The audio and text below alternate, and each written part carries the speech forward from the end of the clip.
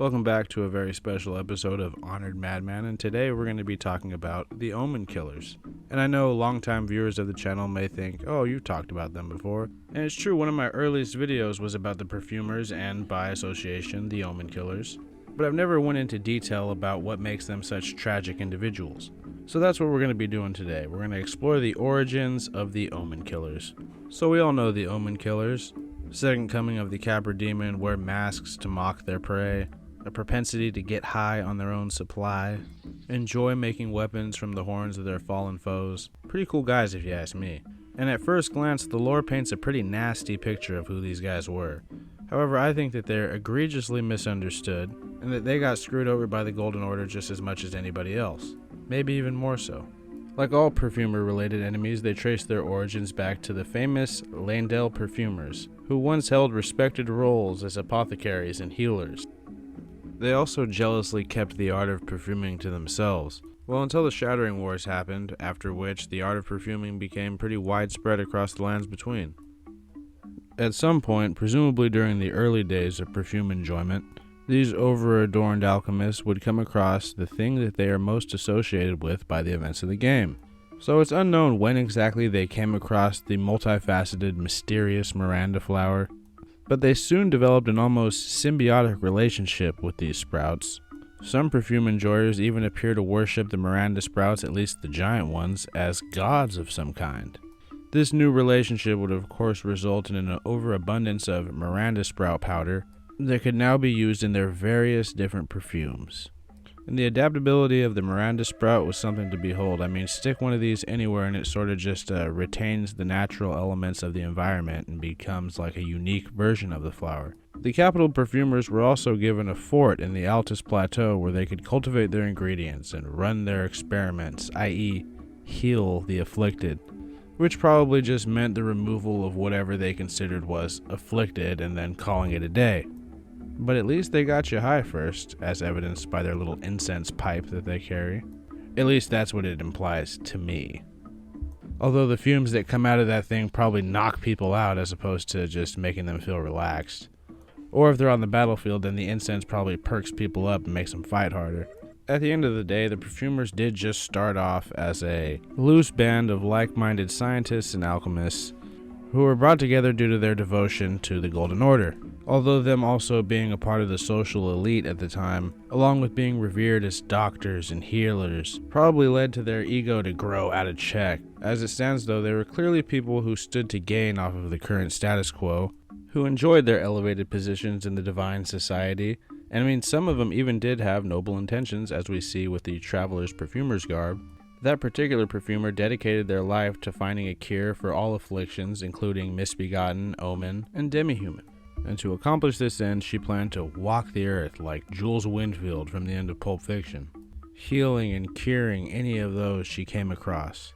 Which of course was a bit misguided, as misbegotten and omen were products of the Erd Tree, albeit with elements of its previous incarnation, the mysterious crucible of life, and therefore couldn't really be cured in any conventional sense.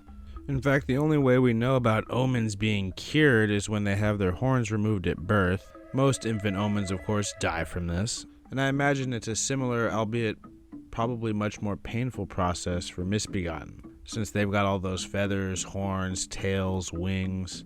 It's a lot of shit to amputate. So yeah, this perfumer's goal starts to seem a little more horrifying than idealistic, but to them it would be like a tomato-tomato sort of difference.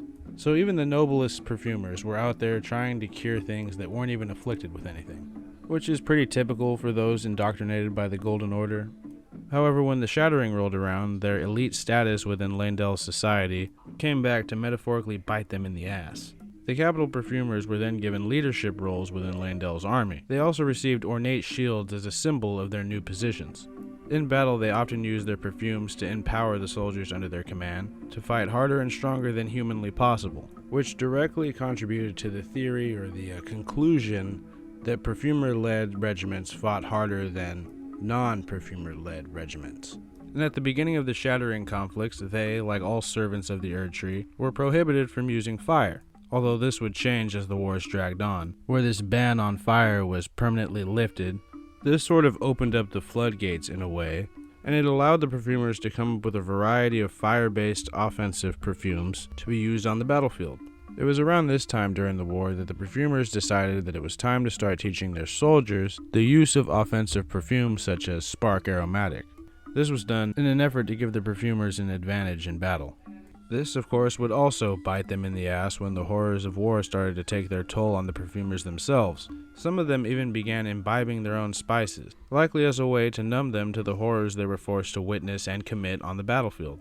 Before all these wars broke out, the perfumers were essentially just a bunch of nerds with zero combat experience, so it makes sense that they would need to imbibe their own spices and get high to summon up enough courage to ride into the battlefield, let alone lead other men to their presumptive deaths. Which is a bit similar to how Jesse Pinkman snorts a line of meth before trying to go kill those Mexican gangsters in Breaking Bad. Some probably started hitting their own spices just because it was the only way they could cope with the psychological damage that they'd sustained, during the horrors of the Shattering War. I mean, we know shit got bad, especially out there by Mount Gelmir. The hopelessness of that particular conflict caused several Leyndell knights and soldiers to succumb to the flame of frenzy, so we know shit got pretty bad out there. These spice enjoyers were the beginnings of the depraved perfumers that we see by the events of the game. So it is likely that these wars and the mental strain of now using previously blasphemous items as weapons, having to hit your own spices to deal with the pain, all of those things resulted in several perfumers jumping ship and striking out on their own, some of them finding their way to the Shaded Castle, other ones finding their way into the employ of Gideon. The fact that most of these guys still carry the perfumer shield seems to confirm that they were in fact veterans of the Shattering, who deserted and embraced heretical beliefs such as blasphemy. And as previously mentioned, before all these wars broke out, the perfumers of the capital kept all the secrets of perfuming to themselves. It seems while most depraved perfumers are capital perfumers who sort of lost their way, several of them are probably just soldiers who took too much perfume during their wars and went off to homebrew their own spices. Or any number of depraved perfumers could have taken on apprentices and taught them the arts of perfuming after becoming depraved. For the most part, the depraved perfumers mostly live as wandering vagabonds. They'll readily use their skills at exterminating the impure for the right price, as evidenced by Gideon employing them to destroy the Albinauric village, alongside one of the cold, unfeeling omenkillers, who we're going to get to soon. These depraved perfumers were also known living jar poachers. The reason for this was simple: they needed the living jar shards to make a very powerful armoring perfume. It's likely that the omenkillers also used this perfume too, but the depraved perfumers' readiness to kill living jars seems to have something to do with them spiting the Golden Order and the Erd Tree. As we know, the jars are essentially the janitors of the world. They go around cleaning up any and all dead bodies and bring them to the Erd Tree roots. At least that's the going theory. So actively hunting down and killing living jars for their ingredients, probably not looked too kindly on by the Golden Order. And that's exactly why these depraved perfumers probably do it. They also wear admittedly pretty cool aprons depicting a burning Erd Tree with snakes twisted around it, as a sort of symbol of their scorn for the Erd Tree and the Golden Order. They adopted the serpent as sort of like their symbol due to it being associated with blasphemy because of Rykard and all of his blasphemy. And also by the events of the game, we still see plenty of the capital perfumers still fulfilling their roles as battle commanders. Nowadays, they're often in the company of Misbegotten, perhaps out of some attempt to revert to their old roles as healers. But it is sort of ironic what happened to the famous perfumers of Leyndell after what either they or the Greater Will and Golden Order itself forced one of their own colleagues to do. So way back before everything I just talked about, before the Shattering and everything, back before the perfumers knew that they too were just pawns, they charged one of their own with an impossible task. Rollo was one of the premier perfumers of his day, and for whatever reason he was given the task of hunting the Omen. Now we all know what Omen are. They're the giant, hulking, horned behemoths, basically just ogres with horns coming out of every which way. And as we previously mentioned, before the Shattering, the perfumers did not serve combat roles. They likely had just as much combat training as your average noble, but not the kind of specialized shit that would involve taking down an Omen. Of course, we know any Omen born within the vicinity of the capital would likely be surrendered to the authorities, so that likely means that the first handful of Omens that Rollo hunted were probably just babies delivered to his doorstep. Or worse, child omens that had been raised in secret and were harbored by their family. This family, of course, would likely have to die at Rollo's hands for him to secure the omen, to take it back to his workshop and excise those horns right off of it, which, as we previously stated, often resulted in the subject's death. They're basically stamping cured onto coffins at this point, which would explain why he imbibed a perfume to rid him of any and all emotion. Probably a lot easier killing babies when you don't gotta think about it. Now, after imbibing these spices, Rollo fashioned himself a mask resembling an elder spirit. This was likely as a way to scare his foes, as it was said that the elder spirits were what haunted Omen in their dreams, which seems likely enough to me. If you ever see an Omen sleeping, it looks like they're having a nightmare. He also fashioned great axes from the horns of the first Omens he'd killed. The large size of these weapons would prove adequate for taking down prey such as Omen. They also work great on just about everything in the game. Honestly, one of my favorite weapons. Just an endorsement here from Honored Madman. That weapon won't let you down. Which is why I find it interesting that in its description it is described as loathsome. Perhaps the description just wants to hearken to the image of the Dung Eater. But I do believe this work of hunting omens and killing and cutting off their horns was viewed as loathsome by the other perfumers. They even probably looked down on Rollo for having been assigned this job. And it is pretty undesirable work. I mean, look, we know that most of these infant omens do not survive the horn removal process and that it's very painful, probably pretty horrifying for the one doing it unless they've had all their emotions eradicated from them by imbibing spices. Shit, this could even be the basis for the name Omenkiller. It could be that they were originally meant to treat the omens and that more often than not they just died, so they became known as the Omenkillers. And again, it's important to note that those that did survive this horn removal process were raised to be slave soldiers for Laendel's military, mainly due to their massive size and brute strength, but they were given weapons with special seals, deteriorative maledictions, if you will, placed upon them that deteriorate the weapon if the user turns or goes against what the Golden Order wants them to do, presumably. One might argue, though, that death by Omenkiller is a preferable alternative to winding up a slave soldier. And look, I'd be inclined to agree if those Omen cleavers weren't so sweet. Not a fan of the warped axes, though. But before we go into more detail, let's speculate on why Rollo was selected for this job. It said he was very skilled and very famous. He likely carried a lot of influence just by who he was. Perhaps he acted with autonomy from the other perfumers. He kind of did his own thing and they didn't like that. Or perhaps he held different values than them. Perhaps he was just an unconventional guy and they didn't like a guy like that representing the perfumers and having that much influence. So they're like, alright, famous man, why don't you solve our Omen problem? And when he hesitated, they're like, well, that was an order, dude. That's now your job. Figure it out. You're now Omen Killer, Mr. Genius. To me, that would make them even more compelling, but we don't really have much evidence for why Rollo was charged with this. He could have been drinking the Kool-Aid right there with him and then even volunteered himself to do it, for all I know. But I like to think that given the grim task of hunting omens and what it entails, that he wouldn't volunteer for such a thing. Although we have already mentioned a perfumer who thought he was going to help the world by curing misbegotten and omen, so maybe Rollo was just as misguided as that dude. But for the sake of complexity, I hope that isn't the case. Now, whether the leadership of the perfumers or the Golden Order knew what would happen after they charged Rollo with this isn't really clear. Rollo would inspire several other perfumers to join his cause in eradicating the omen threat, likely out of respect for him and his great talent and fame. They probably just wanted to serve with this famous perfumer and work under him. They all fashioned identical masks and weapons just like his and wore aprons just like his. This was likely done to establish a face for the omens to fear. To the omen, they became the literal personifications of those demonic spirits that haunted them in their sleep. They gave a face to the omen's fear.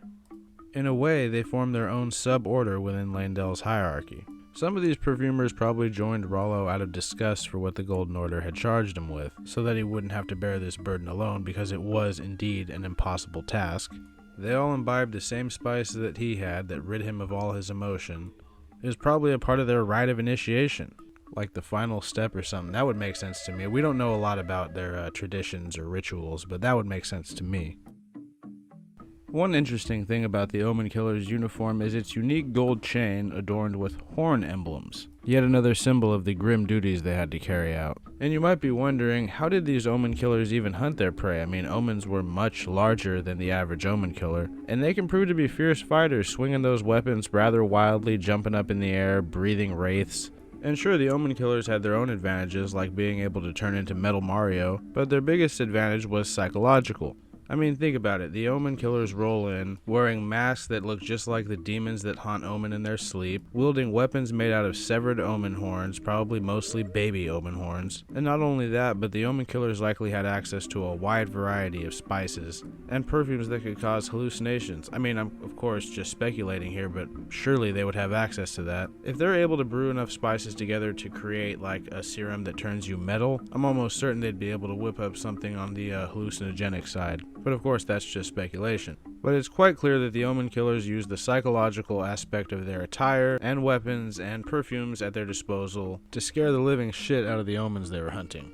But yeah, in a way, Rollo became the patron saint of the omen killers, the founder of an order that he had never had any intentions to create, in the face of a cause that he never fucking wanted. And you have to consider the fact that this was maybe the Golden Order's plan all along, by charging a famous perfumer like Rollo to be the omen killer.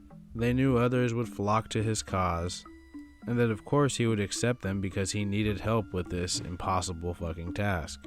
It's kinda crazy just how tight of a grip that the Greater Will had on the lands between, at least before the Shattering. And I get that Rollo could have totally just been another pompous noble when he was a famous perfumer, and that perhaps that's why he was charged with being the first omen killer. But to me, it seems more like that he was some kind of a nuisance or unconventional to the chief perfumers, so they charged him with doing this as a way to get him out of the way.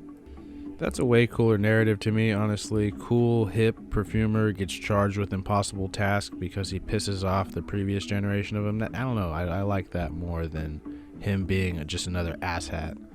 And that's why I think it's hilariously poetic that the regular Leyndell perfumers got the Jedi treatment. Like, alright, are you guys cool with leading troops into battle? Well, it doesn't matter. That's what your job is now. Stick with it, and also don't use fire. And then some months later, when the horrors of war are causing some soldiers to literally eat the dead, okay, yeah, you can use fire now. And yeah, by the events of the game, there's still a few omen killers that are still active. Some are no longer hunting omen, though. Some are serving as like mercenaries and exterminating Albinorics for Gideon. And a couple other have evidently either thrown in with Volcano Manor or are hunting an omen there. I can't really tell, but there are no omen there, so maybe they are just joining in with that crowd. I think there's even a couple still hanging around Leyndell. I wonder if they know just how infested those sewers are with unmanicured omen. Or maybe it's hands off on those omens since Morgott came up in the sewers and he's running Leyndell now. It is kind of fucked how conditions haven't improved for the average omen even when there's an omen in charge of the literal capital, but that's a subject for a different video. One thing is interesting to note though when it comes to perfumers and omen, is that during the Shattering, the slave soldier omen and the perfumer commanders occasionally wound up fighting on the same battlefield. It's impossible to tell how the omen felt about this individually, but there's a little example I'd like to bring up that I found in the game a while back. So outside the first wall of Leyndell, there's various camps full of various soldiers. There's one with a pumpkin head, there's one with misbegotten, and of course there's plenty of camps of conventional Leyndell soldiers and foot soldiers. But off the beaten path in a much more ramshackle camp, there's 3 omen. All 3 of them have their horns clipped and are wearing the shackles, indicating to us that they are indeed slave soldiers fighting on the side of Leyndell. However, at the center of the camp there's a withered away corpse, and when you loot it and realize it's carrying a perfume bottle, you realize, oh shit, this is a perfumer's corpse. And the picture starts to paint itself. These 3 omens saw the opportunity to kill one of the perfumer commanders and get away with it, and they took it. Good on them, I suppose. Hopefully no tarnished cosplaying as omen killers catch wind of that. There's also a handful of omen killers that insist on hanging around their capital perfumer counterparts, most notably in the perfumer ruins in Altus, and at least one of their hidden underground perfumer gardens. This particular one happens to be located not far from the capital itself, but also houses one of the rare multicolored blighted Miranda flowers. I don't really know if it has any special abilities, it doesn't appear to, it just appears to be a unique looking toxic one. But there's like 3 of them down here, identical to the one inside the perfumer ruins and the one in Tombsword catacombs. The main one in this perfumer's grotto, though, is guarded by an omen killer. This cave also uniquely crosses over with the Altus Tunnel and houses a malformed star, although that doesn't seem to have much to do with the perfumers. Anyway, seems like those ones couldn't get enough of serving the Golden Order. Or at the very least, were extremely more invested in the symbiotic relationship that perfumers had with the Miranda flower. Again, another video for another topic. Maybe I should do one just about the different varieties of Miranda flower alone, but I feel like it would get kind of boring. Anyway, I'm getting off subject. But yeah, I'm not saying what the omen killers do is good, but I'm just saying that they're a product of this messed up system. And at the end of the day, it's not like omen hunting wasn't necessary. The Golden Order created this system that viewed them as an abomination. This forced the omen and those who harbored them into a sort of survival mode. They were also incredibly dangerous, the average omen. Admittedly, this was precisely why they were used as slave soldiers. But look at how many caravans they managed to knock off over at Abandoned Coffin. And not only that, but if you look through the rubble, there's also the remains of several guardian golems. Looks like they used some of those battle tactics they learned as slave soldiers to actually fight for themselves for a change. And those were horn-clipped, manicured omens. We've all encountered the extremely fucked ones in the sewers that possess all of their horns and for some reason way more health. Maybe the omen killers are a necessary evil after all. They became the cold, unfeeling demons that they needed to be to get the task they were charged with done. They also served one other important purpose for the capital perfumers. Aside from the extermination of the omen killers also existed so that the capital perfumers could lay all of their sins at the omen killers' feet. They could be the face of the evil, bad, scary perfumer. Look at the masks they were given. Look at their weapons that were described as loathsome. And look at the overall nature of the work they were charged with. Then compare it to how the capital perfumers are all immortalized and remembered for, like Perfumer Trisha, who was the mysterious traveling perfumer I talked about earlier. The description of her ashes talk about her like she was some kind of saint, when in reality she was just some wandering snake oil merchant who was out there trying to cure beings that weren't even sick. And it also says she stayed with them at their bedside until their death. Since Omen and Misbegotten aren't really sick in any conventional way, all this tells me is that any of her attempted treatment methods just caused her patients to become deathly ill. The bit about her staying with them until their death is a whole lot less nice when you realize she's the reason they were dying. And look at the average capital perfumer's garb. They have this heavenly flowing white robe. They carry gold incense burners and pipes. They have these little gold chains and pins, a golden emblem on their headband, Erdtree engraving designs on their gold dagger and gold shield. And nearly every description relating to them describes them as noble, healing apothecaries with these noble causes to cure Omen and Misbegotten. It's quite clear how they wanted to be remembered. But they truly were snake oil merchants that were being celebrated as doctors, and for the most part they were able to act and experiment with impunity. So as we see by the events of the game, the perfumers from the capital at the very least have maintained their good reputation on the surface, whereas the omen killers bear the brunt of all the evils of perfume use. I suppose the depraved perfumers are right there with them in that regard, but still. I personally think that they were the lesser evil when compared to the capital perfumers. They lived in a system where omens needed to be rounded up and killed or turned into slave soldiers, and somebody had to do that dirty work. The fact that they took spices to rid themselves of emotion is indicative of their own disgust at the task they were charged with. But yeah, for now, that's all I have to say about the omen killers and them being misunderstood. I guess you decide for yourself, are they monsters or are they misunderstood? As always, I hope you guys found this to be a little informative at the very least. And if you found this video enjoyable, please consider liking it. If you disliked it, please dislike it. And if you like hearing me ramble on about video games, specifically the FromSoft variety, then consider subscribing. We've got a lot more of that stuff, along with other stuff coming. But I won't bore you with those details. I can't really ever tell what's coming out next. It's an inability of mine. So let's get to that outro, shall we?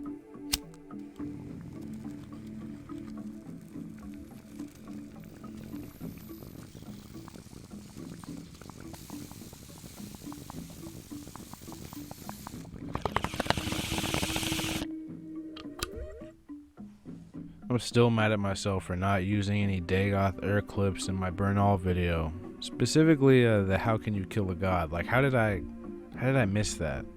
Stay tuned, I believe our next video will be covering something Twilight Princess related. Could be fun. As always, have a good one, guys. See ya.